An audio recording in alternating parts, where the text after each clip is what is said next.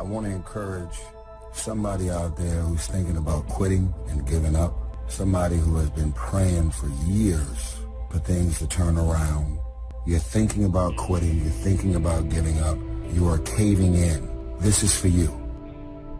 I'm in a fight for my life. I'm in a fight to be a man. I'm in a fight to be a father. I'm in a fight to be a mama. Some of me wants to quit it and walk away. I'm in a fight. Give me something I can hit. Don't give up. Don't give up. Stay in it. Stay focused.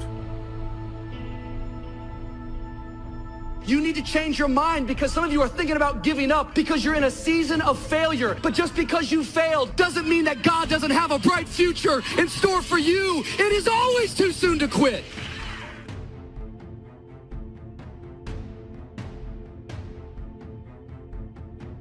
He wants you to give up and think nothing can grow there. The devil is a lie. The darkness is not real. This is not the time to throw in the towel. This is not the time to give up. It's the time to trust God more, to dig in deeper. The joy is not in the success. The joy is in trying.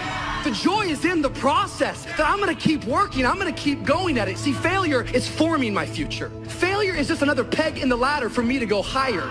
I don't want to just know how to make it work. I want to know why it doesn't work. And the only way I can find that out is I got to fall on my face. But guess what? The righteous man falls 7 times, but he gets back up.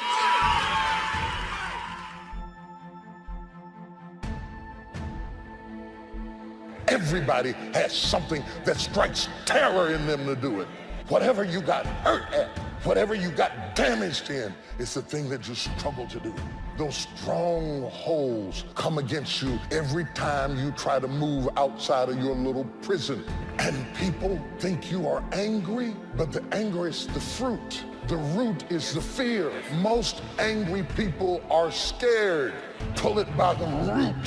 Strongholds, casting down imaginations, envisioning self-destruction, the enemy terrorizing you with what he might do. When I'm discouraged, I need somebody to come alongside me to encourage me that weeping may endure for a night, but joy comes in the morning. That kind of talk wakes up my faith. It stirs my faith to know that no matter how dark my situation, God can work it out. I'm telling you, it's possible to be weak. It's possible to feel overwhelmed, outnumbered, out-resourced. It's possible to feel discouraged. It's possible to be going through something that you've never gone through. And if you were to be honest, would say, I am weak this day, yet I'm still anointed king. I just want to tell you, don't let this chapter that you're going through make you in your story. Don't let depression lie to you and tell you that you're not enough, that tells you that there's no more better days, that tells you that your best days are behind you, that tells you you're a nobody, that tells you that you're better off dead. Don't let it lie to you, because it's been lying to you so long that you're starting to believe that's true. You're starting to live that out. Good intentions are worthless. Worthless, folks.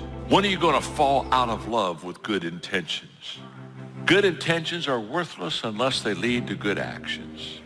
Nobody ever had their life changed by somebody hoping, thinking. Good intentions are not enough.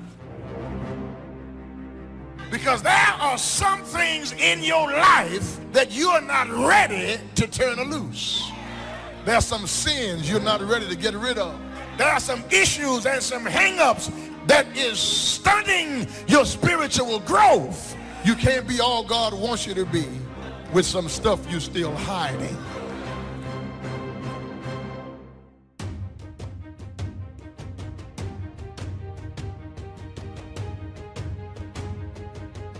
It's time for you to dig up all those seeds of doubt, all those seeds of lies. And at this moment, replace those seeds with seeds of faith. And how you do that is just simply this. How you fight your depression is just simply this. You tell yourself, yeah, I'm going through this, but at least I'm not dead. Find a way to find appreciation.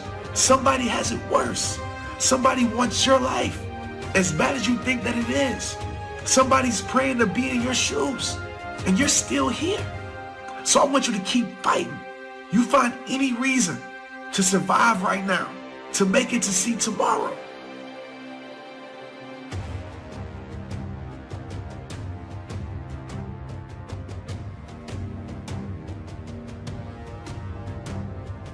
That drive and that attitude of never quit, it's a powerful force, and it does push you over the edge to victory in many cases.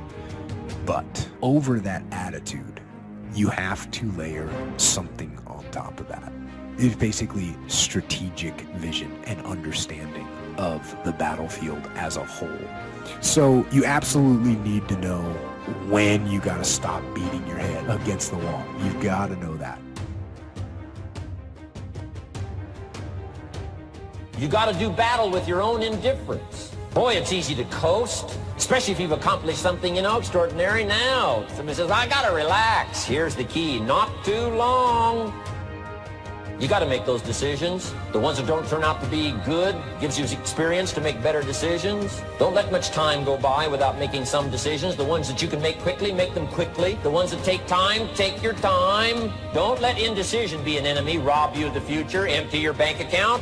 Don't let that happen.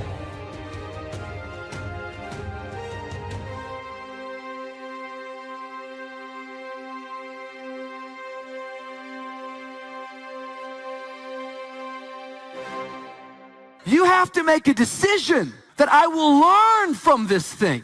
I've resolved in my spirit that every experience is my education. So the good experiences and the bad experiences, I'm going to learn from that, and I'm going to discover the opportunity for me to grow and for me to get better. I'm telling you, I've already made up my mind that I know I will fall down. I know that I will stumble, but I already see myself getting back up. Therefore, I'm never down. I'm either up or getting back up. I'm going to learn. You got to go through some things in order for you to get faith. You've got to have some life experiences under your belt so you can talk about how strong your faith is. Because if your faith has never been tested, you can't brag on how strong it is.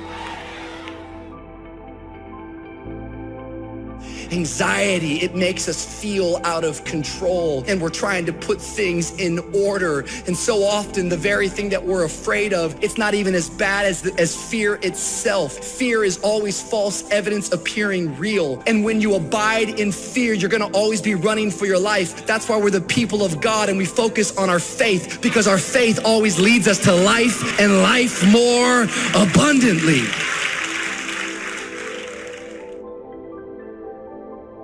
Somebody needs to know today you're going to make it. Somebody needs to know today you're doing all right.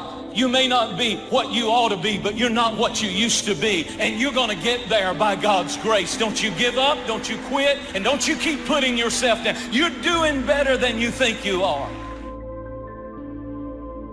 Yet what I'm learning more and more in life is that it's fear that causes anxiety. The other side of the coin from depression is always anxiety. Anxiety has this ability to stretch your soul thin, and you feel out of control. Depression, on the other hand, is when you feel like your life is being constricted inward and darkness is enveloping over you. Typically, if you have any level of anxiety, depression will follow. If you have depression, anxiety is right around the corner. Having anxiety and depression is like being scared and tired at the same time. It's the fear of failure, but no urge to be productive. It's wanting friends, but hate socializing. It's wanting to be alone, but not wanting to be lonely. It's feeling everything at once, then feeling paralyzing numb. What story do I want to tell later down the road? See, every stage in our life becomes a story. At some point, you will end up telling it.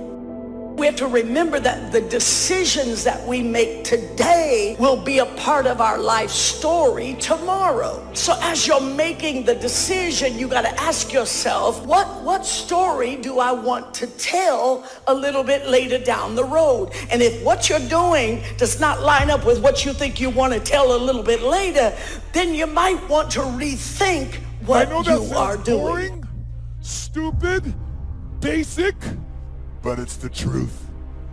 The only thing that changes our life long term is when we raise our standards. What does that mean? That sounds so boring and dumb. It means that all of us in life have things we want. We don't get what we want. We get what we have to have. Remember I said earlier, we all get what we tolerate in ourselves and other people. But when you're no longer willing to tolerate something, that's when your life changes. The difference in people is their standards, period. If you want to begin to really enjoy a happy, successful, healthy life, you've got to be willing to go against the tide. You've got to be willing to harness your will and say, in spite of this, I'm in control here. I'm not going to let this get me down. I'm not going to let this destroy me. I'm coming back, and I'll be stronger and better because of it. You have got to make a declaration. This is what you stand for. You're standing up for your dreams. You're standing up for peace of mind. You're standing up for health. You want it, and you're going to go all out to have it. Expect things to get better for you, because they are. See, life is cyclic. You're not, whatever experience you're having right now, it has not come to stay. It has come to pass. Not to stay, just to pass. It's just going through. The biggest challenge is to know what's happening. This is a part of this thing we call life. This too shall pass. And maintaining perspective, putting it in perspective. There's so much knowledge out there, so much information, so many ways to get better. And we make so many mistakes. We're the product of our mistakes. And oftentimes the lesson is sitting there right in front of our face. It's there to be learned, but we miss it, or we don't pay attention to it, or we think we know better until it punches us in the face. And the most important thing to learn is that we have so much to learn. We all do. And we can learn from school and from people and from experience, and we learn from life.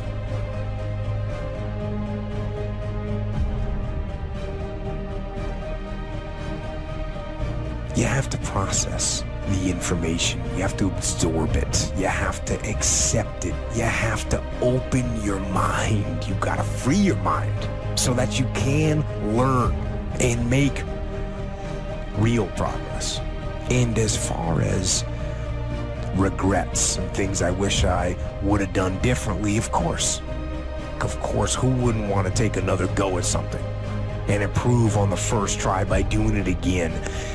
And then why not do it again and again and again? And why not just do it over and over again until you have it perfect? But the fact is, you don't get that chance. You get one shot at this gig right here, life. God knows how to bring promises to pass, but you have to stay open to how it's going to happen. Don't ever say, God, don't you love me? You always say, God, I know you love me. I don't care what's happening in my life. I know that you love me. I want you to go out and find somebody to mentor during this crisis, or go sit at the feet of somebody that needs to mentor you, and start maximizing your time with people. Listen to me closely. But we've been programmed to fail. Did you hear what I just said? We were born. We're made in the likeness and image of God. It doesn't get any better than that. And been given authority and dominion over everything on the face of the earth, including the adversities that we face. My mother said, Leslie, if you run around with 9 broke people, I guarantee you'll be caught number 10. Well, come to find out, Mama was right. She only had a 3rd grade education. But the studies indicate that you earn within $2,000 to $3,000 of your closest friends. So poverty and living a mediocre life is communicated mind to mind. And so your relationships can hold you down, or they can lift you up. I teach people to practice the principle of OQP, only quality people. If you're the smartest one in your group, you need to get a new group. Your body naturally will feel the effects of what you've created in your mind. And a lot of you guys are on the receiving end of something that happened to you, a heartbreak, a situation, disrespect, feeling vulnerable, and so it's very natural for something that you've experienced to replay in your mind over and over and over. But if you change your mind, it'll change your life. Your perception of who you are, you've got to change it. And most of our perceptions are other people's concepts of us, and therefore we don't have self-concept, we got other concepts. What is your perception of who you are? And the second one, why do you think you exist? You got to discover that you were born for something. Some reason, there's some purpose for your life. If you don't discover that, you'll always have a job. I'm still a work in progress. I'm flawed. I have my own issues, problems, and situations that I'm working through. But I do understand clearly that I'm much more further along than a lot of people. And so I feel like I'm putting my hand out there and hoping to relate and hoping that you can relate to what I'm saying and what I'm speaking on. If you're a person where all your friends come to you with their problem, that's because they see something in you. You're more balanced and stable. But you got to remember this whole saying. If you're the smartest person in your group, you need a new group. It ain't nothing bad. You just got to upgrade people in your life. You cannot be the go-to person in the group. So, just upgrade your friends. Don't worry about it. You have a gift. That you solve problems all the time. You know what people pay for in this country? They pay for expertise in this country. The moment you're an expert at something in America, you can make $1 million. All you got to do is be an expert at one thing. I asked Dad one time, I said, Dad, how do you know that people need encouragement? Because he was encouraging everybody. I said, how do you know they need to be encouraged? He said, son, let me explain this to you. If they're breathing, I love this. If they're breathing, they need to be encouraged. That's exactly how my father lived his life. He called encouragement the oxygen of the soul. When you're an eagle, you're meant to rise up. We don't rise up when everything's going well. We rise up regardless. You're trained to rise up on your worst day. That's who you are. In the worst of circumstances. No place for whining, complaining, being anxious, being negative. It's totally unnecessary. All your circumstances may say you'll never fly. You don't have the training, the experience. Thoughts will tell you you'll always be grounded. No, get ready. Your wings are coming. Where you are is not permanent. God did not create you to crawl, to go through life lonely, struggling. He created you to soar, to take new ground, to go further than you thought possible. Now quit being discouraged by what you see. What you see is subject to change. You don't know what God is up to. You don't know what He's doing behind the scenes. Eagles live on another level. Eagles think on another level. Eagles dream on another level. Eagles function on another level. If you had somebody reject you, leave you, stop crying about it. It was just a chicken. I now realize how true. So you don't know the truth until you obey the word. Now, God, give me strength to preach this. God, give me strength to preach this. God, you keep asking God to explain it, and He keeps telling you to trust it. Now, the fact is, goals aren't going to achieve themselves. And even the smallest act makes you one step closer. Even the smallest step is progress. Now, listen to me, friends. Taking action daily, on a daily basis, every day, is the most important step toward your success. I was number 3 behind Michelle Obama for a long time until my book sold out. Yeah. And I was a guy just 21 years ago who was 300 pounds, could barely read and write, and now I have a book just 2 spots behind Michelle Obama, just because I was afraid.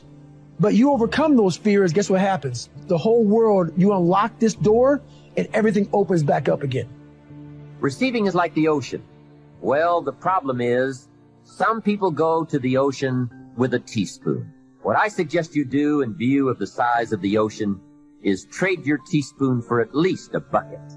All of the great discoveries, great inventions, great deeds that have lifted man up from his animal existence have been wrought out of the actual by the perpetual thinking of and visualizing these things by their authors. These grand characters clung to their vision, nursed it until they became mighty magnets that attracted out of the universal intelligence the realization of their dreams. Whenever we make our demand upon the brain by desire, that part responds in growth. Don't let go of your desire. Whether it be music, art, literature, business, or a profession, hold on to it. No matter how dark the outlook, keep on visualizing your desire, and light and opportunity will come to enable you to make it a reality. Whatever the Creator has fitted you to do, He will give you a chance to do, if you cling to your vision and struggle as best you can for its attainment. The opportunities for boys and girls to bring out whatever the Creator has implanted in them are 10 to 1 today to what they were 100 or 50 or even 25 years ago. The great danger in our time is not lack of chance or opportunity, but of losing our vision, of letting our ambition die. Most of us, instead of treating our desires, seriously trifle with them as though they were only to be played with, as though they could never be realities. We do not believe in their divinity. We regard our heart longings, our soul yearnings, as fanciful vagaries, romances of the imagination. Yet we know that every invention, every discovery or achievement that has blessed the world began in a desire. Release control of how it's going to happen. God is about to do unusual things, out of the ordinary, unprecedented. You're not falling behind. You're about to receive a phone call, a good break, a promotion. Your health suddenly turns around.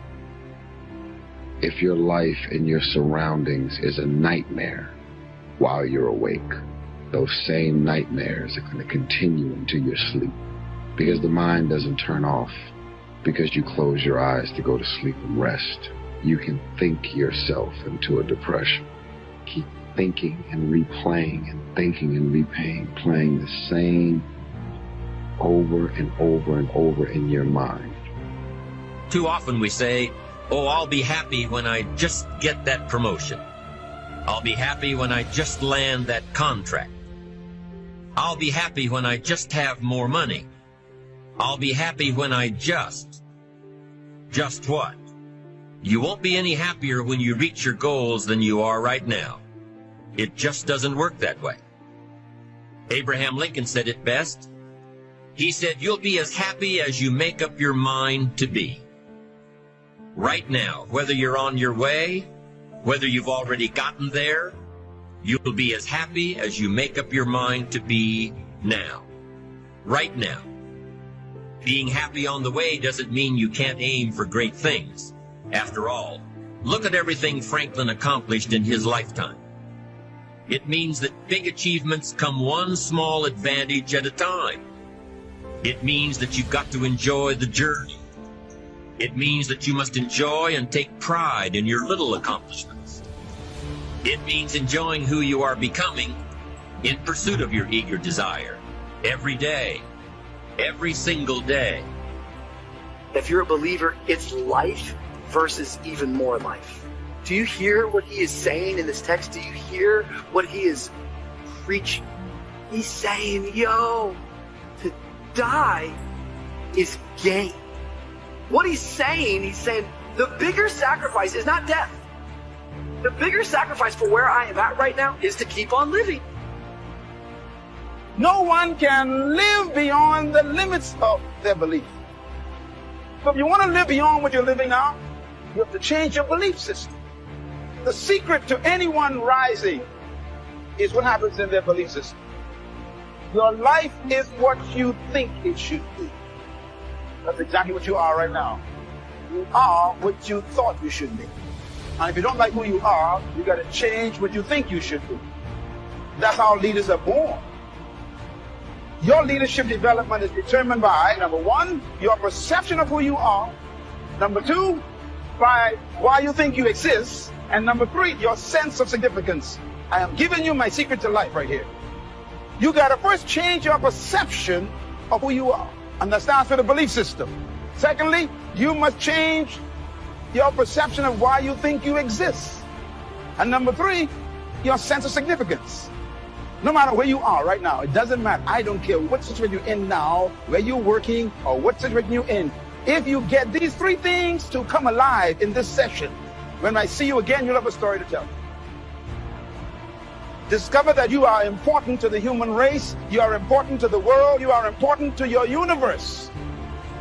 You can never fully carry out the mandate of leadership if you don't have the mentality of leadership. It's about mentality. As a matter of fact, integrating attitude and aptitude and altitude produces leadership. That's a lot of ops there. First of all, your attitude got to be right. Then you must marry that to attributes. That means gifts you were born with. Then you got to marry that to aptitude. That means now you got to educate and train those gifts. That's why you read and study and go to school, for your aptitude to be increased. And then your altitude means you got to change the level of associations you are in. Look forward to the rewards that we're going to have for the work that we've done. But we don't do them to get rewarded, just like you really shouldn't give in the offering just to get more back. You should give because you appreciate what God's done for you, and you should give because you remember what it's like to be a miserable person, and you want to help other people that are where you used to be. Another thing I do, I schedule my exercise out for the whole week. So on Sunday nights, I go through all the online classes I'm going to take. I put them in my calendar. That way I'm not making a game day decision. Another thing that I do, I have a little reward afterwards. Another thing that I do, I lay out my clothes the night before. All of these are little steps that make it easier for me to fulfill on something that I don't want to do. We all look for toughness. We all want it, but we look for it in a comfortable environment. You will not find toughness in a comfortable environment. I was trying to look for it everywhere. The only way you find it is to drown yourself in a position where you're just out of sorts, where you can't swim and you're drowning. You're drowning in life. But you say, you know what, man? Fuck that. I'm going to figure out how to fucking backstroke or fucking something. I'm going to figure out how to, and then through figuring out, when you say, fuck you, this sucks, I'm drowning, I'm miserable, I'm suffering, I'm broken, but I'm not going anywhere. What happens to your mind is it does this. It says, fuck, he's not leaving.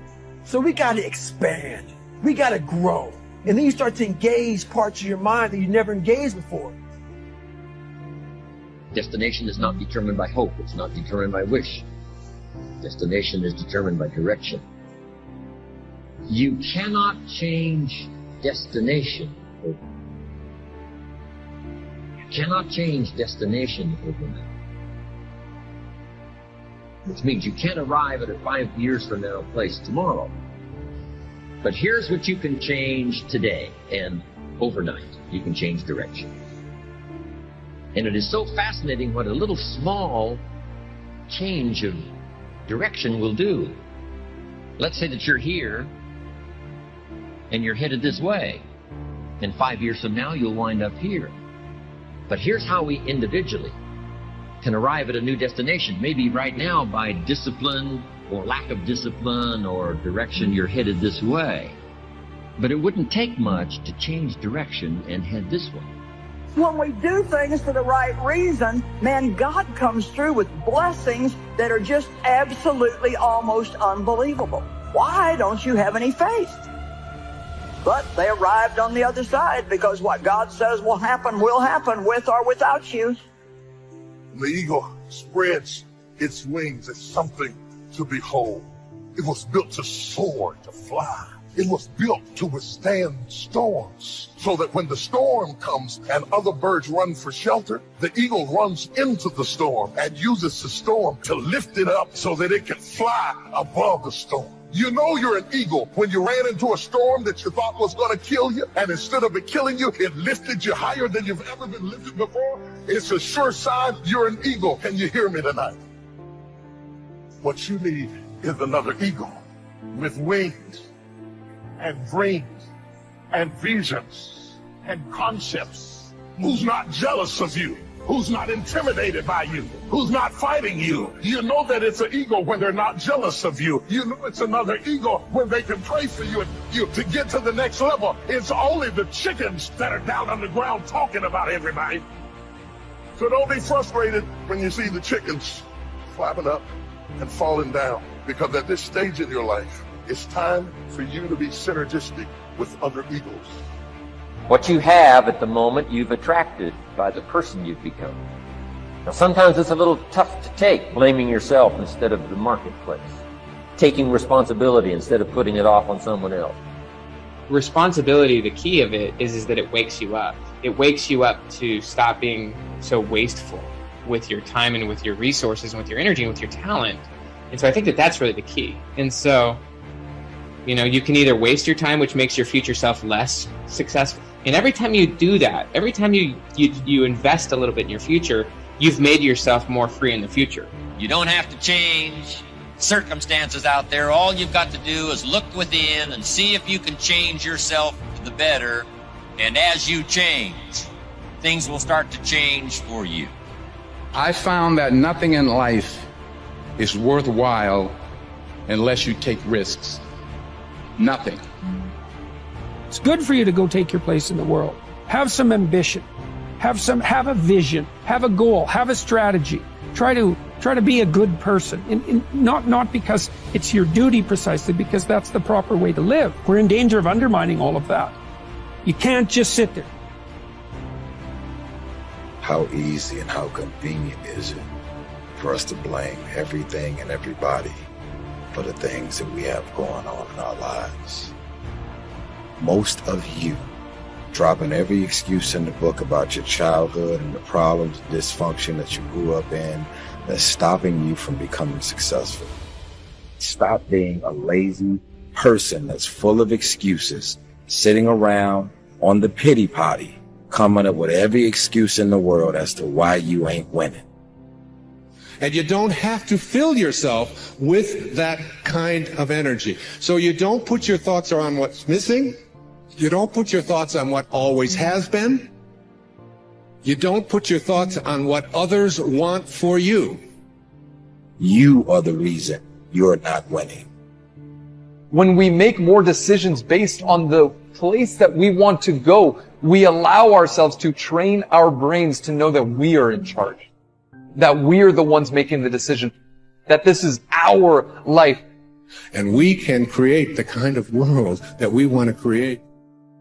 It's better to be prepared for an opportunity and not have one than to have an opportunity and not be prepared.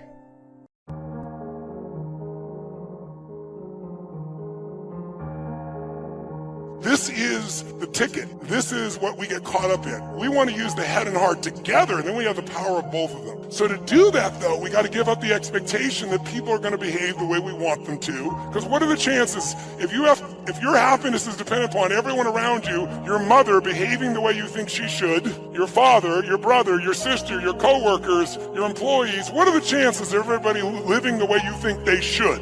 On a 0 to 100% scale, what are the chances? So why would we allow this to be? Because it's just a bad habit. And it's like my buddy Mike here with his daughter. Instead of trying to control her, he decides, I'm going to learn from her, I'm going to love her, I'm going to grow me. And that pulls her closer instead of pushing her further away. Instead of working on them, we're going to work on us. If I want to change you, the fastest way I can change you is change me, because we're in a cybernetic loop. If dad responds totally different than she can predict, she doesn't know how to deal with that anymore, now you have the upper hand. Now your love can penetrate her instead of the story in each other's minds. When he was talking to me on that first day about her, he was in his head. How many saw that? And then he left his head and got in his heart. And that's when he penetrated. And look at Mom over here smiling from ear to ear, going, nodding her head, going, yeah, that's cool. And look at Mike's big smile on his face, because he can feel the difference. So today we want to do our best to catch ourselves in our head, to get back on our heart.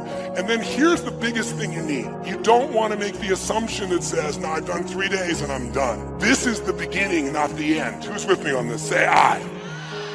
Now, it doesn't have to be the beginning with me. If you want to do more with me, come to Master University. Or you can go do it with someone else, but you got to keep growing. If you don't keep growing, none of this will matter. And you can have tremendous few months or half a year or a year, but why would you settle for 6 months because you went to the program? I remember one time I had a friend years ago, really good friend of mine, and he came to this seminar and he loved it. And he was on fire, and he went back and he lost 32 pounds and he changed his business, got closer to his wife, and then he ran into some challenges in one of his business, had 2 businesses, one of his businesses, and then their kid had some challenges, and he and his wife got stressed about it, and they started being stressed with each other in reaction to the environment. And so, it was like 6, 7, 8 months in, and I remember him saying, hey, Tone, I love that seminar, but dude, it didn't last. It was great for 6 months. I said, asshole. I said, who made you think you could do something for 3 days and it would even last 6 months? I said, do you think I just did 3 days and I've been this way for the last 40? No, I said 40 years ago I started a journey that has never ended. And so we need a daily practice, right? Who's up for it here? Say aye. And so I want to show you how I do this for me, and I want you to create your own system based on it. So if you and I are going to get lasting results, you got to do some things regularly. The first thing, and I call this immersion coaching, the first thing that I do still myself is I schedule myself at least twice a year, sometimes 3 times a year, to go to an event of some sort where I can make myself better psychologically, emotionally, relationship, finances, something. I call it an event blast off, because most people learn a language in high school and college. Who learned a language in high school and college? Let me see your hands. How many of you don't speak a fucking word of it now? Let me see your hands. What happened? You spent years, but you did it 1 hour a day, 5 days a week. Immersion is the way to learn. When you're breathing like we're doing here all night, all day, it's not comfortable, but it's unbelievably fulfilling. How many are experiencing it right now? Say aye. You got to get over your mind going, I can't do this, it's too hard and all that shit. You got to push yourself through when you feel exhausted and say, there's a second wind in me, I'm going to find it. But if you go for immersion, you will master things 10 times faster than you will doing an hour a day or once a week or something like that. I mean, think about it. This seminar is 50 hours of the course of the weekend, 4 days. It's a lot of hours. I can make this so much easier. Let's do an hour a week for a year. We'll get 2 weeks off. It'll be easy. Would we get the same result? Yes or no? No way. So I'll give you an example. My wife and I, and we have an extended family member of mine named Mary, and Mary, the 3 of us travel together. Mary's my right arm. And so I drag Mary with us too, because she's part of our family. We just recently finished A Date with Destiny, which is my most powerful seminar. It's 6 days and nights, and it's an experience of some grads of A Date with Destiny. Cool. But it's one of my favorite things to do on earth, but it's not an easy thing on my body, as you might imagine. And it's incredibly fulfilling, but at the end of it, my body is complete toast, as you can imagine. And we were in Australia, in the Gold Coast, and I scheduled already some Aussies here, huh? Nice to see you guys. And I scheduled, because my life was so full, there was only 1 week I could do this, and so I scheduled to go to this place in Sedona, Arizona, where this man for 39 years has been a neurological expert about how to wire your brain for alpha states, delta states, if you're familiar with those. But alpha is the expertise. And I want to, as great as my life is, I want to take another level. So I have more to give for my family, for my friends, for you, for myself. So we go for 7 days and nights. And this is what it was like. You got up first thing in the morning, 6:30, and you spent an hour and a half getting your brain wired with this glue shit. And they put 180 of these electrodes on your head. My wife looked so attractive, and so did I. It was amazing. And then, after wiring you up with this goop, which by the way takes forever to get out afterwards, well, there's where we don't see the goop, you see just our hair afterwards. But the bottom line is, then you go in individual rooms. I want to be with my family, right? I want to be with my wife, I want to be with my family, and I got to go in this dark little room that has no light, and it's freezing cold. It must be my karma for the shit I do to you people on a regular basis, right? And sure enough, I'm there for 14 hours in this room. You get 1 break, sometimes 2, run the restroom, and the entire time you are learning to think, and how you think, these electrodes create sounds. and you learn how to put yourself in the zone of alpha. But it's a bitch. It's horrible. I wouldn't recommend it to anybody that wants easy experiences, but I'd recommend it to anybody that wants to grow immensely. And by the first day, I'm like, who do I got to shoot to get out of this thing? Oh, it's me. I'm the one that did this shit. Right? But by the end of the week, all three of us were able to go into this state of alpha. And if you're familiar with alpha, the best way I can describe alpha is there's no problem that can't be solved in alpha. Because every problem that we have was created by us. Destruction of the environment to the pissed offness that you may have. And since we create the problems, any problem a human creates, we can solve. But you can't do it with the same level of thinking that got you there. So there's the science of it, and you can't cheat. This thing measures you. And then you take this freaking test with 300 questions 3 times a day, the same effing test. And it takes forever. And while you're answering it, these electrodes are seeing what you're doing. And then the guy sits down with you, and it's called sigmas, and he goes, well, this is 2 sigma, this is even, this is 10 sigmas. And the more sigmas is how far you are off from what you wrote, from what was really going on in your nervous system. So it's like, said something to me like that I was demanding. I'm like, what the fuck? I'm not demanding. What are you talking about? Right? But I guess I was, right? And you learn then how to let go of those old patterns, create new ones. So my point is, I'm doing okay in my life. I'm not exactly hurting. I'm having the most beautiful life I could possibly have. A beautiful mission, a beautiful family, beautiful children, grandchildren, beautiful experience to live in life. And yet I'm not willing to settle for that because I'm here to deliver more for everyone I love, including myself. And so what I do is I schedule it. Because listen to me, when you talk about shit, it's a dream. When you envision it, it's exciting. When you plan it, it's possible. When you schedule it, it's real.